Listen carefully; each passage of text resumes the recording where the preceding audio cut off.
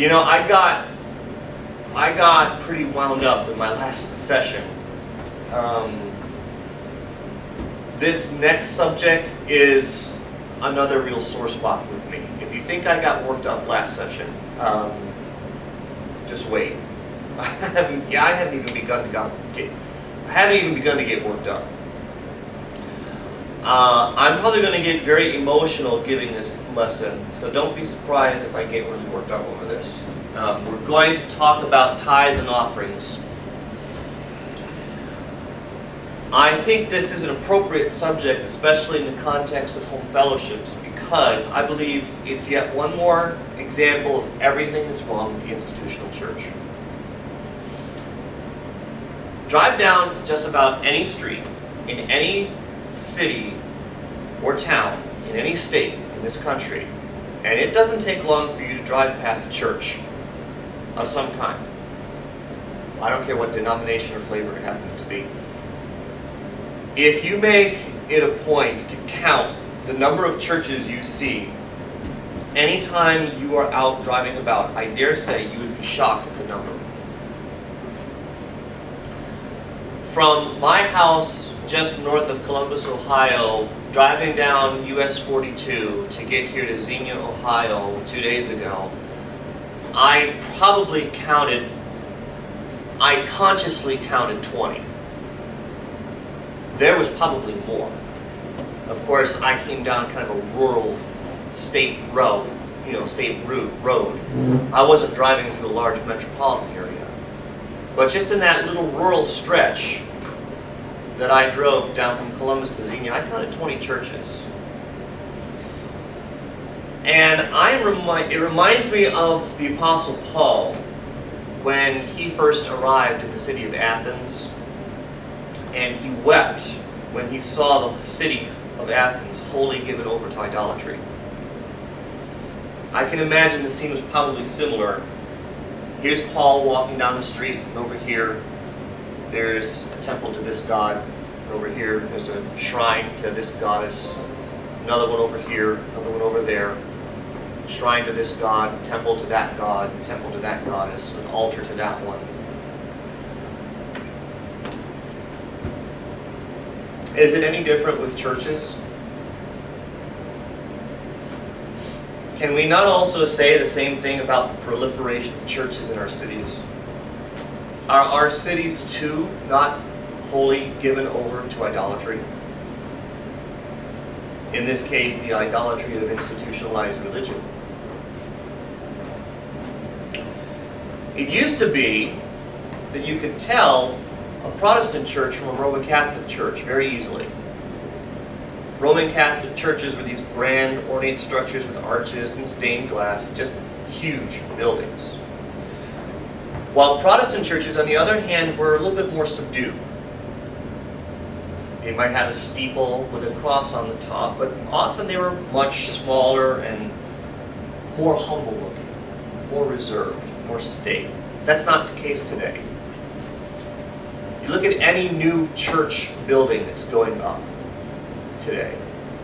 Protestant churches are building massive steel structures with large capacity auditoriums, high-tech sound systems and stage lighting, multimedia displays, coffee bars, multi-purpose rooms for banquets and sports activities, bookstores, and more. And church ministries are no longer limited to spiritual growth and edification of its members. No, you can now find churches involved in community service, free medical clinics, daycare, even aerobics classes and yoga. And John, I'm sure you could probably even find one that teaches boxing. Oh, that'd be awesome. Now, none of these things are necessarily wrong in and of themselves. These are noble endeavors, but any person who does an honest evaluation of what passes for church today will come to the conclusion, be honest with yourself. Really be honest with yourself. Church is big business. There is much money to be made in doing church, especially in the area of Christian education. It is not unusual for most Protestant churches to have some kind of Christian day school, which of course requires its own set of infrastructure, its own building program, its own budget, its own system of authority. I'm sure this could be said of any of us here in this room, or any of you watching online. But there was a time when I bought into all this. I diligently put my hard-earned money in the offering plate when it was passed. And I was racked with guilt on weeks when I didn't put anything in the offering plate. Because maybe I was short on cash, or I wondered what God was going to do to me for not tithing. You know, well, God will bless you if you tithe, and if you don't tithe, well, He's just not going to bless you as much, if at all. And Andy, I was told many a time, because I didn't tithe 10%,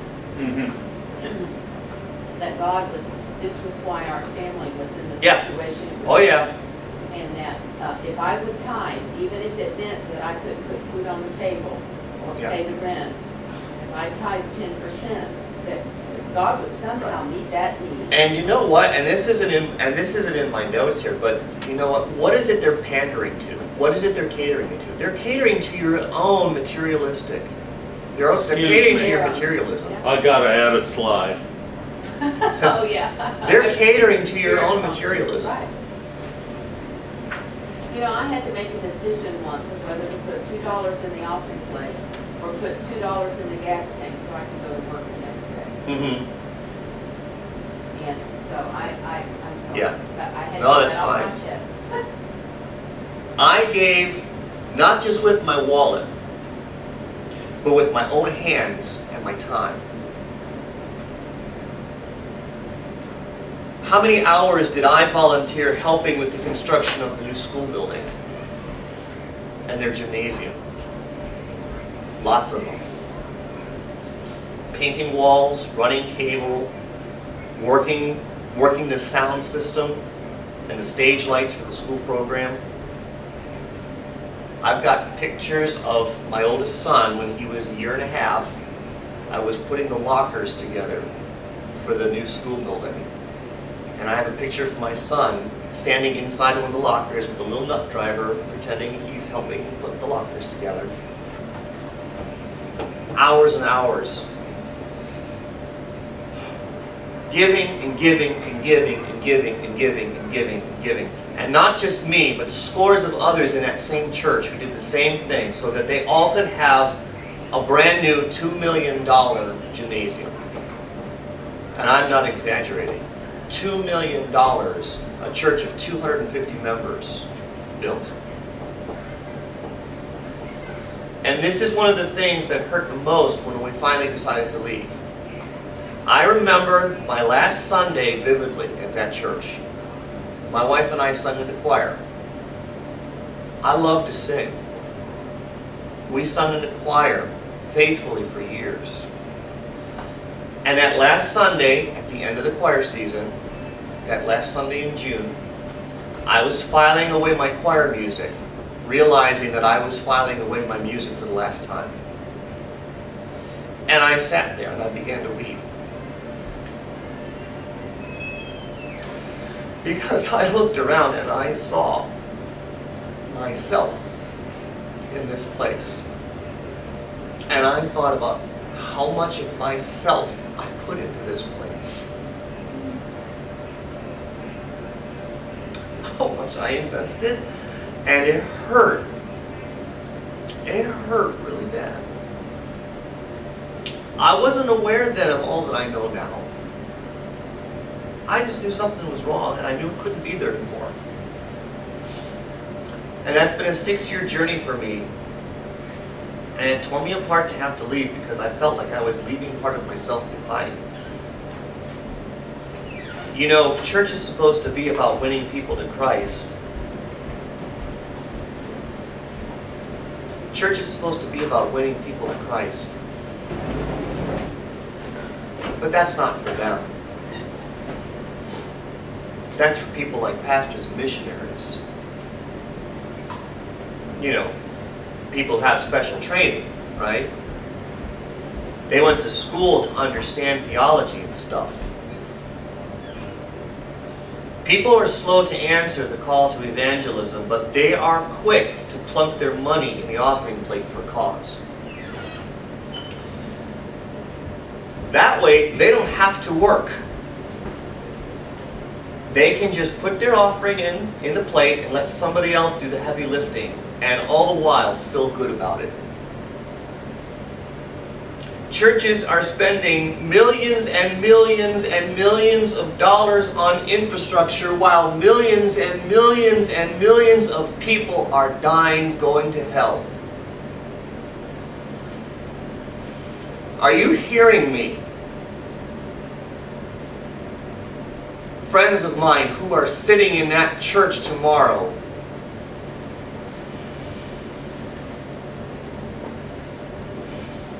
sorry. That's okay.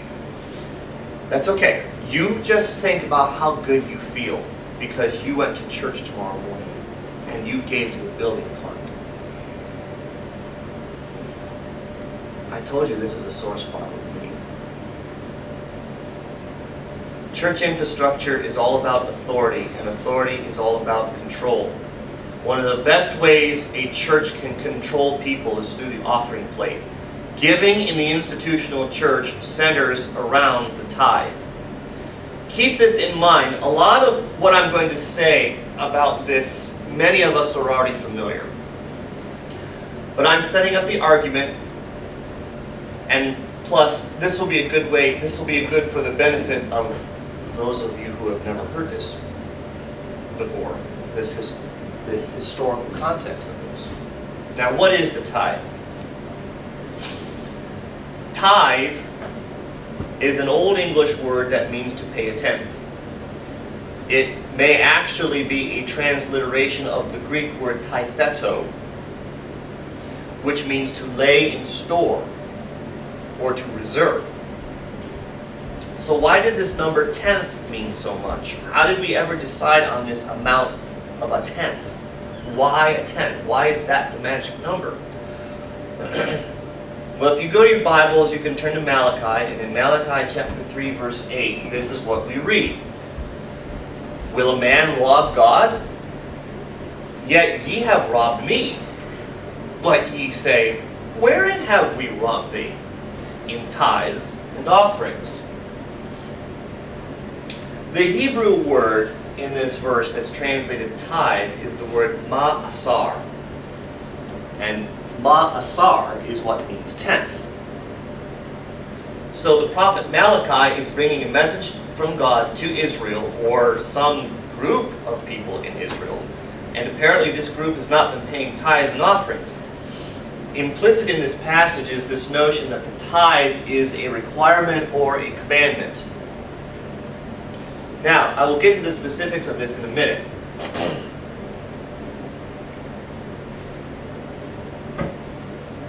But suffice it to say that Protestantism has engaged in this type of replacement theology, and they point to this proof text as evidence that the church is supposed to continue paying tithes. And that seems like it might be a reasonable assumption, and if you agreed with that assumption, you would be wrong. And here's why. The question we have to ask ourselves, is there any place in Scripture where God gave a specific commandment to pay a tithe? Well, the answer is yes. The very first place we see the mention of a tithe is in Leviticus 27:30. Leviticus 27:30 says, and all of the tithe of the land, whether of the seed of the land or of the fruit of the tree, is the Lord's. It is holy unto the Lord. So here we see, indeed, God is requiring a certain percentage of what the people produce. The next usage of the word tithe appears in Numbers 18:26. Now I'm going to fly through this because this I have a lot that I want to cover here, so I need you to hang on for this ride. So just kind of fasten your seatbelts here. Numbers 18:26. Thus speak unto the Levites, say this unto them, when ye take of the children of Israel the tithes which I have given you from them for your inheritance, then ye shall offer up an heave offering of it for the Lord, even a 10th part of the tithe. Now that's interesting, a 10th part of a tenth. The first thing I want you to see is that the Levites are responsible for collecting the tithe. But why them? Why the Levites? Well, you have to go up just a couple verses for the answer. Go up to verse 23 in the same chapter. It says, but the Levites shall do the service of the tabernacle of the congregation, and they shall bear their iniquity, and it shall be a statute forever throughout your generation, that among the children of Israel they have no inheritance. Okay? Camp on that for a second. The Levites have no inheritance. But the tithes of the children of Israel, which they offer as an heave offering unto the Lord, I have given unto the Levites to inherit. Therefore I have said unto them, among the children of Israel, they shall have no inheritance. Now, what's going on here? When Israel finally gets to the promised land, they're getting ready to divide. They're going to divide the land among the 12 tribes. But here's the thing. The Levites, we're told, were consecrated unto the Lord. God said the Levites aren't going to get an inheritance in Israel. I'm their inheritance. Okay? They're not going to get any land. I will be their inheritance. Now you still get 12 tribes because of Joseph. Joseph had 2 sons. Because of Joseph's faithfulness in the service, God blessed him by giving him a double portion through his 2 sons, Ephraim and Manasseh. So there's where you get the 12 tribes. So actually you've got 13 tribes. But 12 of those receive the inheritance, and then you have the Levites who are separated unto God. So because they get no inheritance, because they get no land, they get no property in Israel, God says, I'm their inheritance. God still provides a means for them, and that is through the tithe. So all the other tribes of Israel are required to bring a 10th of what they produce to the Levites as a means of providing for them.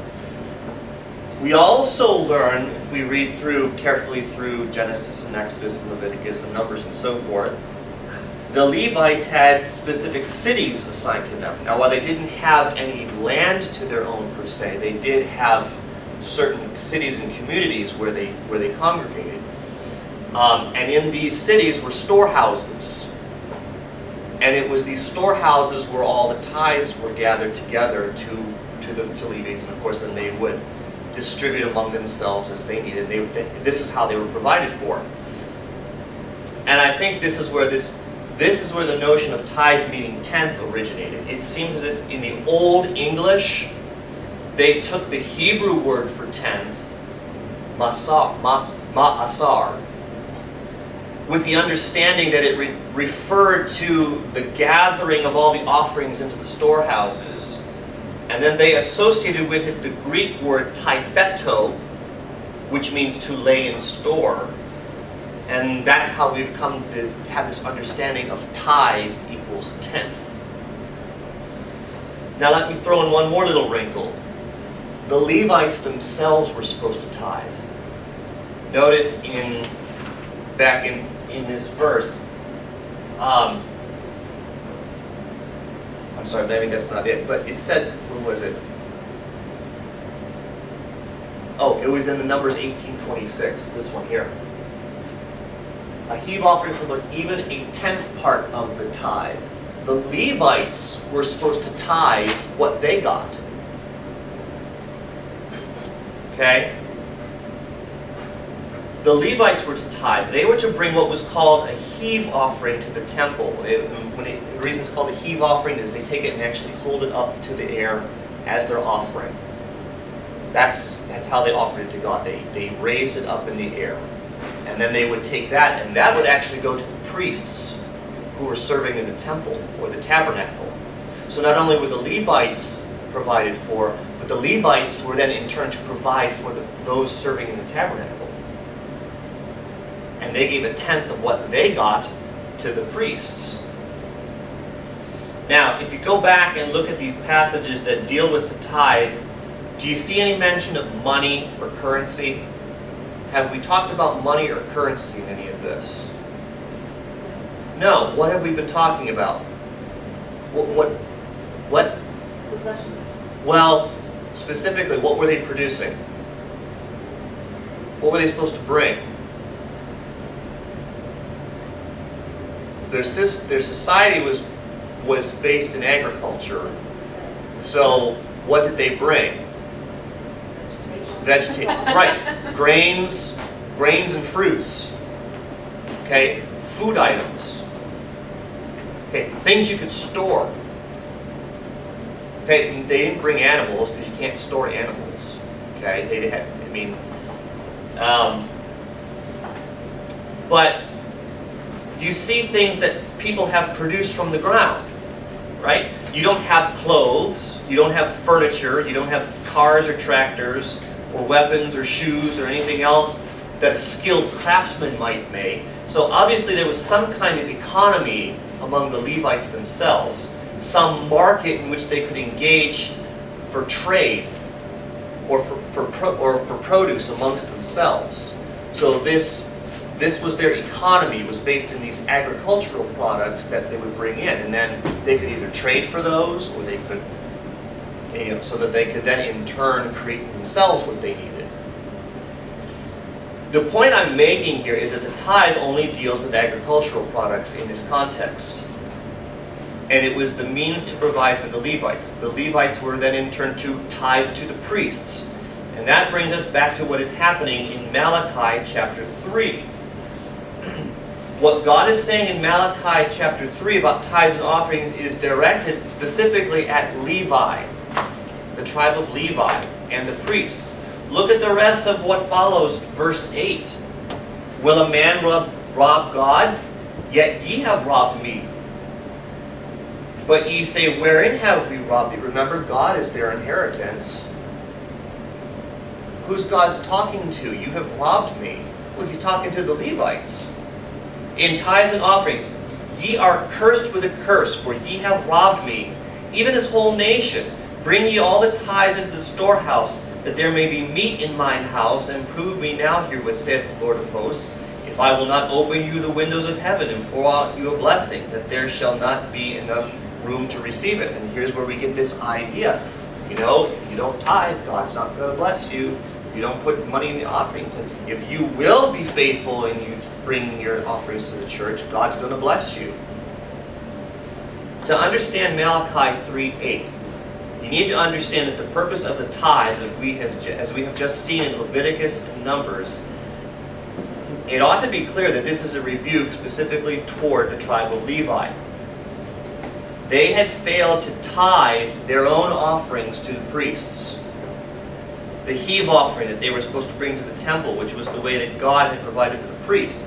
And God said, you have robbed me because you have robbed the priests of what is theirs. The entire book of Malachi is a rebuke to Levi. The tithe is only one item that's mentioned in a laundry list of things that Levi has failed to do. He goes through and he talks about how their priests have failed to do what they're supposed to do. They've rendered false judgments and all kinds of various things. It's a scathing rebuke to the entire tribe of Levi. Now, I suppose one could make the case that this rebuke is a rebuke to all of Israel. So for argument's sake, let's assume that it is. Let's assume that it is a rebuke to the entire nation of Israel. Does that change anything about what the tithe is specifically? And what its purpose was? Does that give us any liberty to take a commandment regarding Levi in a specific context and lay it over top of the church and say, this now applies to the church? Are we really going to begin with the assumption that pastors and elders are equivalent to the tribe of Levi? And for what purpose? Is it to make sure that the pastors and elders have a living? Okay, I might give you that, but then why do we need building projects and missions budgets and expense accounts? That wasn't what the tithe was for in the Old Testament. Remember, I talked about in lesson 1 and the history about the history of the synagogue and how the rabbinical Jews pointed to a verse in Deuteronomy, and they claimed that that verse in Deuteronomy was evidence for a command to build synagogues. They took a verse that had a specific context and a specific application and gave it an application for which it was never intended.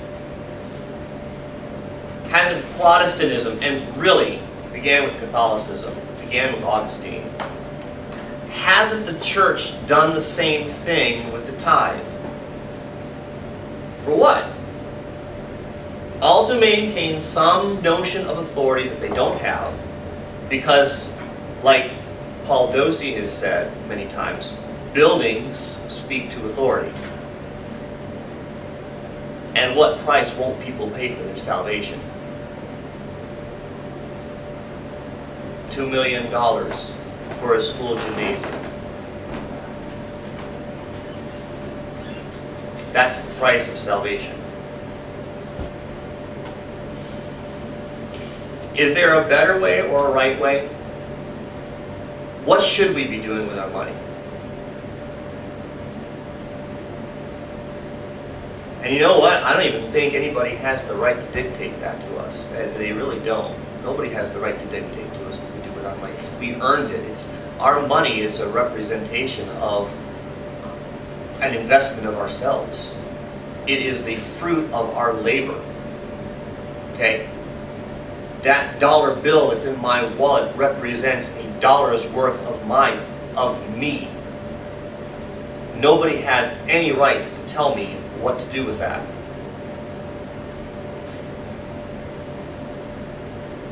But I digress. I want to focus on one particular passage here. We're going to look at 2 Corinthians chapters 8 and 9. And don't worry, I'm not going to take the time to exegete the entire whole of these two chapters. What I want to do, whoops, what happened? Sorry, 1 second.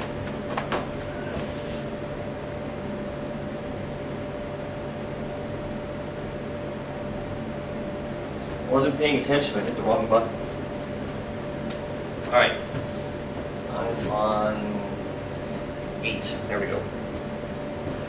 I want to establish context by, again, providing historical background. Chapters 8 and 9 teach us about giving. So by way of introduction, let's just look at the beginning of chapter 8, and then I'm going to give some exposition. 2 Corinthians chapter 8. Verse 1, moreover, brethren, this is Paul writing to the Corinthians, moreover, brethren, we do you to wit of the grace of God bestowed on the churches of Macedonia, how that in great trial of affliction, the abundance of their joy and their deep poverty abounded unto the riches of their liberality. For to their power I bear record, yea, and beyond their power, they were willing of themselves, praying us with much entreaty that we would receive the gift and take upon us the fellowship of the ministering to the saints.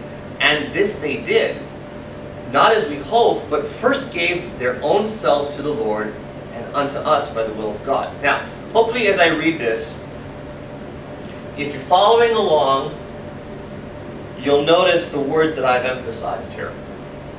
These are key. So what's happening here? If you're familiar with the book of Acts, you'll remember that the first time Paul visited Corinth was during his second missionary journey. And if we take a look here, here's the map.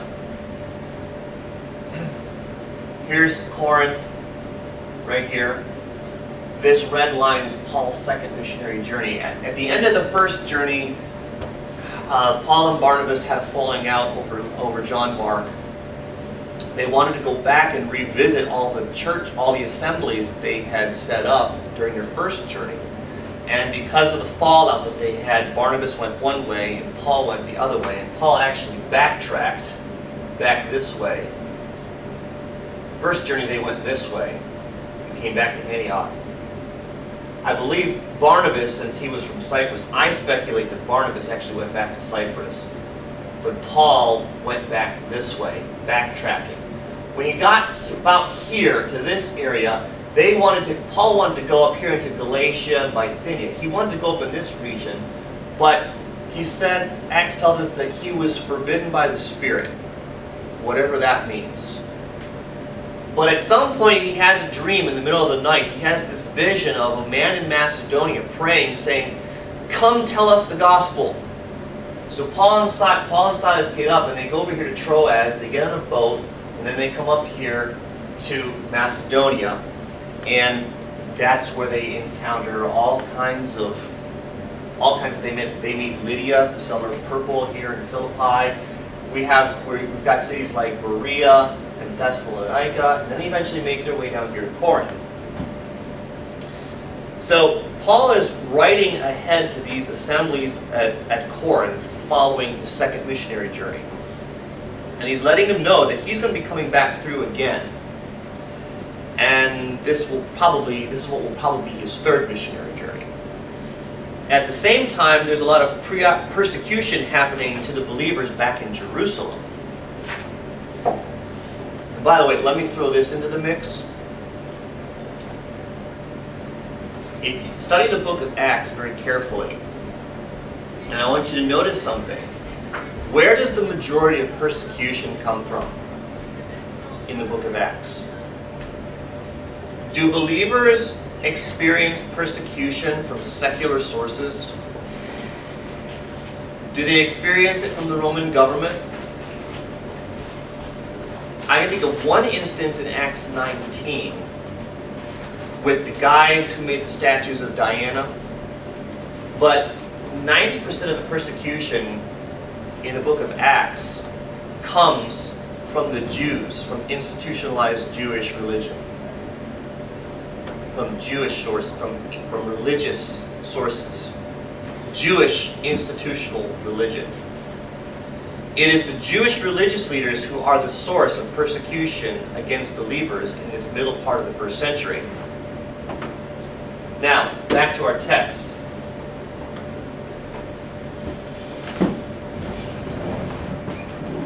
So apparently during this second missionary journey, Paul must talk about this persecution that's happening in Jerusalem. And as a result, the people back in Macedonia decide, well, they'd like to take up a collection to send back to Jerusalem for these people. You might think of it as a sort of a care package or a relief package of some kind. And they get word to Paul that they have this relief package and they want to send it back to their persecuted brothers and sisters in Jerusalem. What does this remind you of? Doesn't this sound a lot like what we talked about in Acts chapter 2 and Acts chapter 4, where you had believers in Jerusalem experiencing persecution from the Pharisees and from people the likes of Saul before his conversion? And what does it say? They sold property, they sold houses, so that they had something so they could provide for these people who were being persecuted. We talked some about what that might have looked like. Now, what is truly remarkable about this is that the Macedonians themselves are experiencing tremendous persecution at the same time. Think about what's in Macedonia. Let me go back to the map here. Here's Macedonia. Here's Jerusalem. Well, Jerusalem would be down here. In Jerusalem, you've got Philippi, Berea, Thessalonica.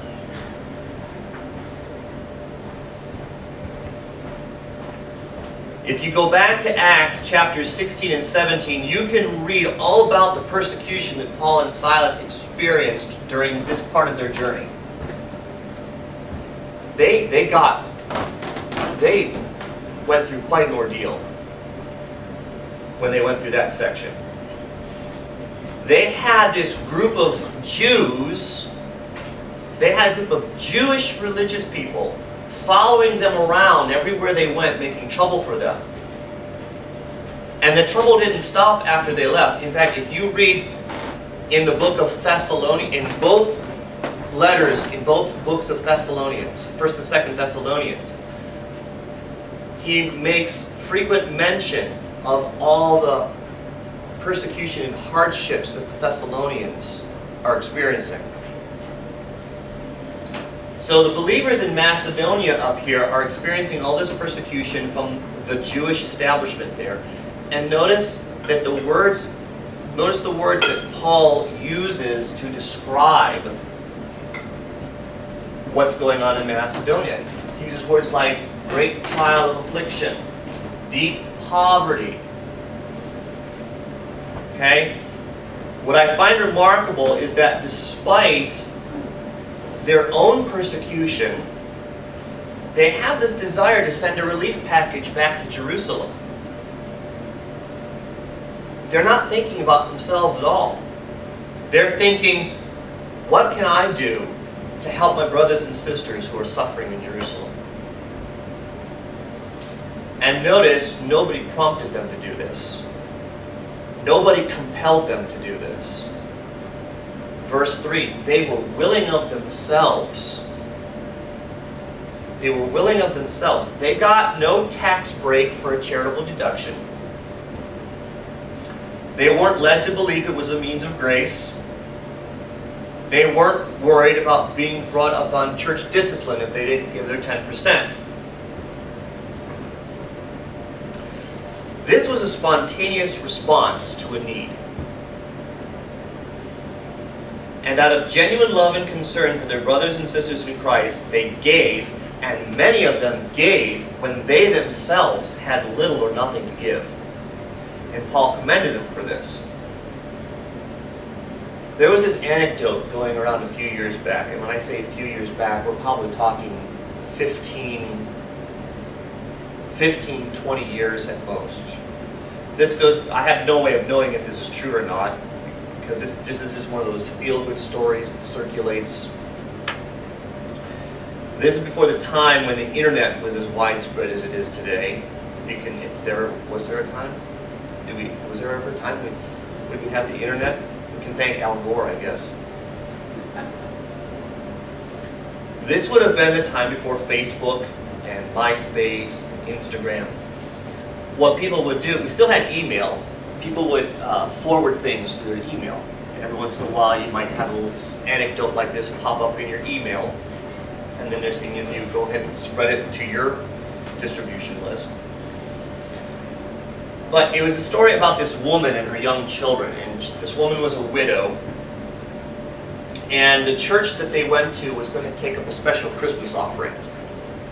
And there was a special Christmas offering that they were going to give this offering to the poor and the needy people in their community, so that they could have a nice Christmas, so that they could have a nice Christmas meal, maybe presents for the kids if necessary.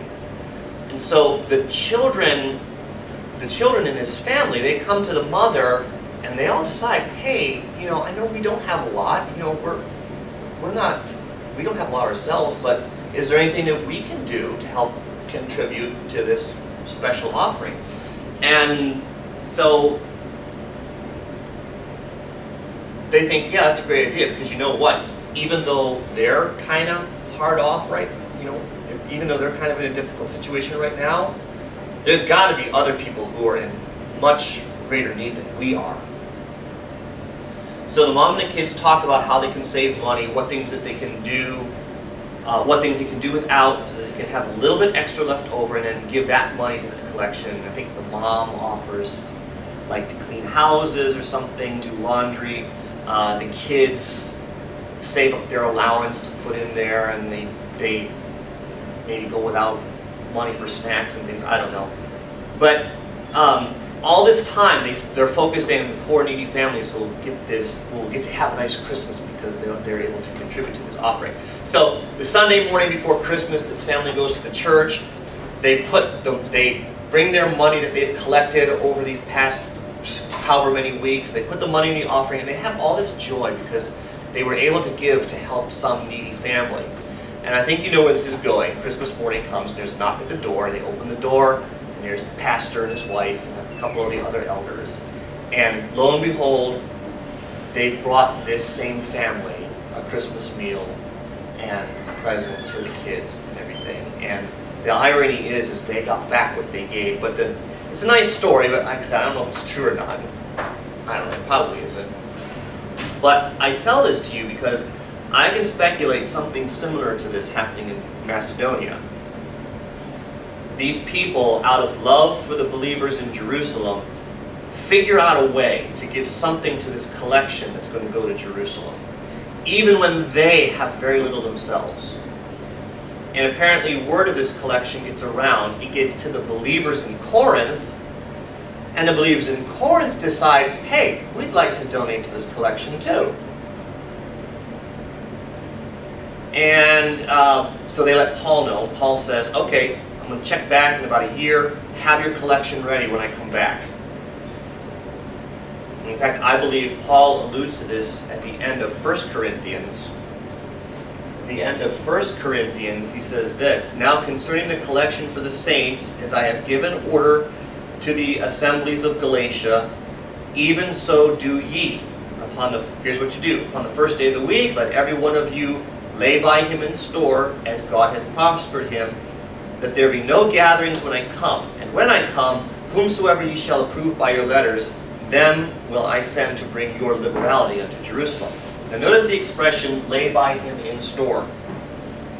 That is the Greek word taitheto. Taitheto. And I mentioned this earlier. But what I want to point out is that the word taitheto is not a commandment to tithe. It is not a commandment of a tenth. Paul is talking about whatever you decide to give, if you want to give, put it aside. You set it aside, and then all of you, when you get together on the first day of the week, bring what you set aside with you, put that all aside, because I don't want you going around at the last minute scrambling to get your collection together. I wanted you to have it ready when I come to pick it up. Nowhere in these verses is a command to bring a tenth. He says you bring as God has prospered you. And the word God isn't even in the manuscript. You can look in the Greek. God isn't even in there. The word he used for prospered refers to being successful in business. So the idea is you lay aside what you think you can spare, or whatever you decide you're able to bring. We're going to see a similar sentiment in just a little bit, so just kind of file that notion away for just a second. It looks as if Paul, then, on his third missionary journey, he's going around telling people about what the Corinthians are doing. He's bragging about them. And this is what we read, and we get to chapter 9, and we read this. For as touching the ministering to the saints, it is superfluous for me to write to you, for I know the forwardness of your mind, for which I boast of you to them of Macedonia. That Achaia, that's the whole province where Corinth is found. That Achaia was ready a year ago, and your zeal hath provoked many. Yet have I sent the brethren, lest our boasting of you should be in vain on this behalf. That, as I said, ye may be ready, lest perhaps, if they of Macedonia come with me, and find you unprepared, that we say not ye, we might be ashamed in the same confident boasting. All right, what's going on here? Again, here's Corinth, right here, this little tiny sliver of land. Corinth was a very, very prosperous city. Corinth was actually on the crossroads of two major trade routes. You had a north-south trade route going this way. Okay? You also had an east-west trade route going through this channel right here. And the reason being is ships didn't want to make the journey around here. Because of this location of Crete, the waterway through here was very treacherous. It was very difficult to navigate. It was very prone to shipwrecks. So ships didn't travel this way. And so what they would do is ships would come in here to Corinth, dock on this side. They would unload the ships, transport the lading all the way across Corinth to the other side, put them on another ship, and then they would go out this way and continue on. And back and forth. In fact, I think I read one source that said they actually may have even built some kind of transport mechanism where they could physically hoist the ship out of the water, put it on some kind of track, and actually move the whole ship across the land to the other side and drop it down in. So Corinth was this major trade route, and as a result, it was very rich, very prosperous city.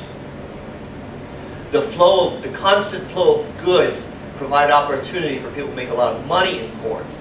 Consequently, it is likely that many of the believers in Corinth were very wealthy. So Paul commends them for their generosity. We don't know the extent.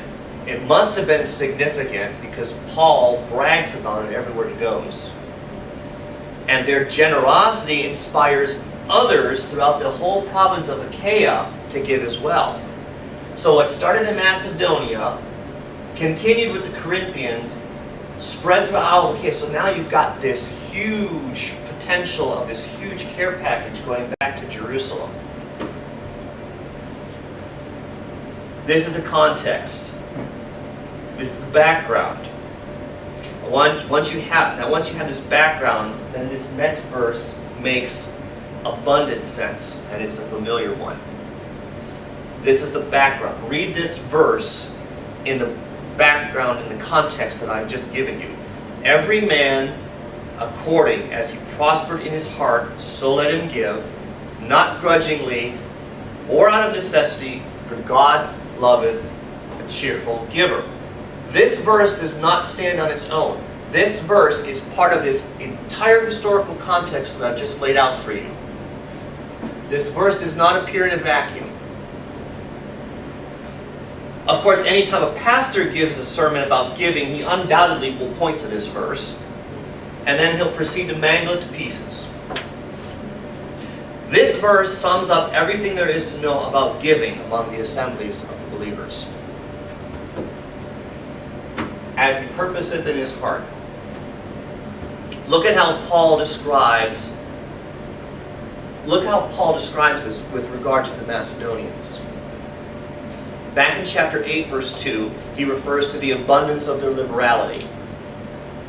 In Acts chapter 2, verse 45, we saw that the believers there in Jerusalem sold their possessions and goods and parted them all to every man as he had need. And again in Acts chapter 4, we're told again, neither was there any among them that lacked, for as many as were possessors of lands or houses sold them, brought the prices of the things that were sold, and laid them down at the apostles' feet, and distribution was made to every man according as he had need. I will stress once again, can I say this enough? This was a spontaneous response of these people out of the love they had for others in their family. They were not compelled to do this. And that leads us to these next 2 points. Not grudgingly, not out of necessity. So answer me this. If your church says you need to tithe 10%, is that giving as every man purpose in his heart? If your church is compelling you to give 10%, is that out of necessity? It is out of necessity. It's not according to every man purpose in his heart. It's out of necessity, isn't it? Because what's going to happen if you don't? If you don't tithe your 10%, what's going to happen?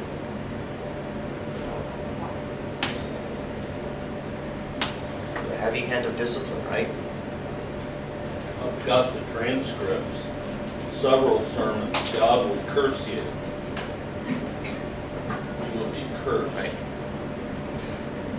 When a church tells you you need to tithe your 10%, is it a genuine demonstration of love when it's expected of you to give?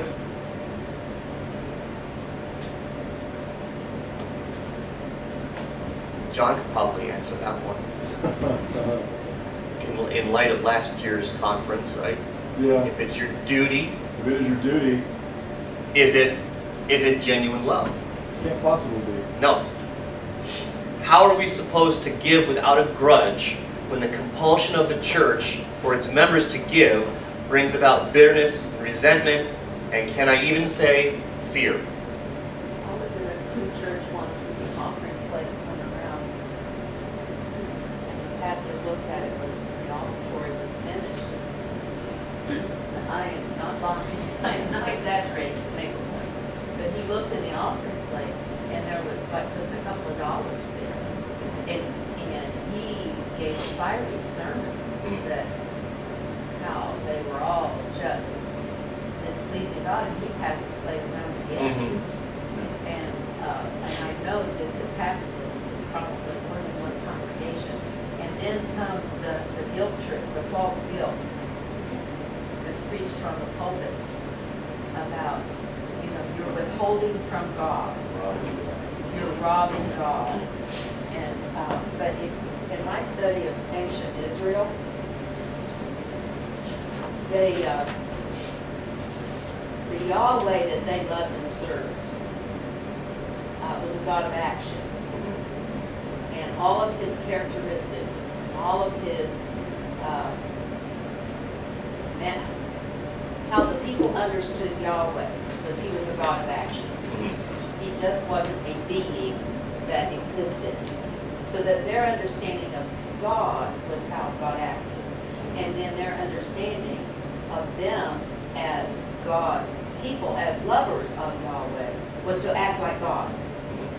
And this is how they ran their households. If there was a neighbor in need, if somebody needed help, or whatever it was, they felt like to show a love for the Lord was to act like God. He was a God of action. So a lot of the community, the whole aspect of community life of ancient Israel stemmed on that. And this is what set apart their communities and their whole religion from all of the cults around. And the one book said this was the only religion that has continued until today, and where the Israelites were known by their God. And I just thought that it was just a reflection of they wanted to act like God. They felt they were made in the image and likeness of God. God was a God of action, therefore so should they be. And I believe some of this giving in the book of Acts is reflective on their Jewish heritage and how they were raised from the Old Testament scripture, because the New Testament wasn't there. This was ingrained in them. So, and not grudgingly. right. So having said all that, anytime you see the body of Christ giving in the New Testament, what is it for? James wrote the book of James, the brother, half-brother of Jesus Christ. He said this. What did he say about giving? He said, it's your religious duty to give to the church to help spread the gospel. Right? No? He didn't say that? He said, it is your duty to give to the church to help build our new elementary school wing. It is your duty to give to the church so that we can give our pastor a much deserved raise in salary. It is your duty to give to the church so that we can make sure that the pastor has an expense account so he can take prospective members out for coffee at Starbucks. And I'm not making that one up. No. It is your duty to give to the church so that we can meet our missions budget this month. It is your duty to give to the church so that we can remodel and modernize our worship center. It is your duty to give to the church. Fill in the blank. Is that what James said? No. James said, pure religion and undefiled before God and the Father is this: to visit the fatherless and the widows in their affliction, to keep himself unspotted from the world. Notice in all those examples that I just listed, we kind of snickered at those. What's blatantly missing? What was blatantly love? Who's missing? I should say, who's missing? We mentioned the pastor, we mentioned the buildings, we mentioned the missionaries. Fatherless, the widows. Fatherless and the widows. No mention of how many churches in all of their multi-hundreds of thousands of dollars budgets or more, how much goes to benevolence? I had a pastor stand up and say, our benevolence fund is kind of low here, and they took up an extra offering for the benevolent fund. Well, I, as an elder, when I became an elder, Clear Creek Chapel had been around for how many years? I'm the one that made a motion to start the benevolence fund. There is no mention of widows and orphans. There is no mention of those who are in need. Right. There is no mention of someone who is 3 months behind on his mortgage. There's no mention of someone who can't afford their medication. There is no mention of someone who's going hungry. Are we so deluded to think that there can't possibly be people like that in our own church? You who are going to sit in church tomorrow morning. Are you so deluded to think that there can't possibly be someone sitting in the pew next to you tomorrow morning who doesn't find themselves in a situation like that? Or is it more likely that even if there are such people, the expectation is that regardless of their hardship, they're still required to give their 10%? But Pastor, they don't have anything. Doesn't matter. You give anyway. How? Oh, you got to give by faith. God will provide. Bring it into the storehouse, like in Malachi 3, and God will bless you abundantly. Because if you don't give, you're going to get it from Bob the Elder. But Andy, you say, what about those Macedonians? They were poor. They still found a way to give. Yeah, they did. But what's the difference? Was it out of a cheerful heart or out of necessity? Even in Corinth, Paul said, you give as you purpose in your heart. That means if you're filthy, stinking rich and you don't want to give, you don't have to. I said earlier, nobody has any business telling you what you do with the money you earned, what you produced. You produced it. That is a representation of you.